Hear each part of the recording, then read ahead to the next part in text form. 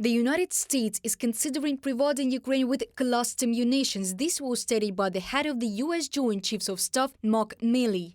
We have been thinking about DPICM for a long time. The Ukrainians have asked for it. Other European countries have provided some of that. The Russians are using it. I don't know of a decision yet. Mark Milley, United States Chairman of the Joint Chiefs of Staff, The Independent reports. Cluster bombs explode in the air, throwing out so-called bomblets that scatter over a wide area and destroy several targets at once. We can say that this can be an effective means, which, amid a shortage of artillery ammunition, to solve these problems that the armed forces of Ukraine face, and also the amount of cannon artillery can significantly increase the potential of the armed forces on the destruction of opponents. In particular, the usage of such ammunition on average can be equated to the usage of 10 high-explosive ammunition.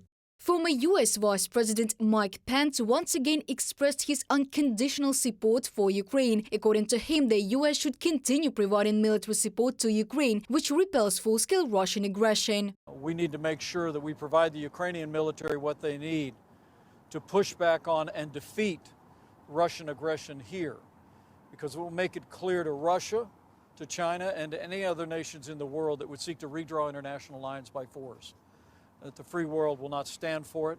The free world will stand together for freedom. In just 1 month, U.S. support for providing arms to Ukraine skyrocketed from 46% to 65%. Arms supplies are supported by the supporters of both parties in the U.S. The poll also showed that 76% of respondents believe that military assistance to Ukraine is a signal to China and other U.S. rivals about the desire to protect their own and allied interests.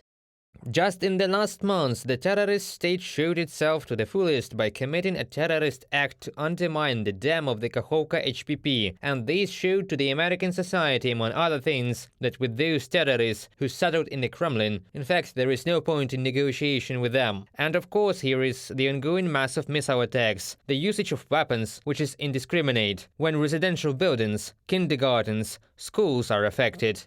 According to Reuters, the poll came just days after Yevgeny Prigozhin, head of the private military company Wagner, launched a mutiny over criticism of the Russian military leadership. Analysts suggest that probably the weakness of Russia pushed the American society to this assessment. Reported by Diana Kolesnik, Yulia Bil, UATV News.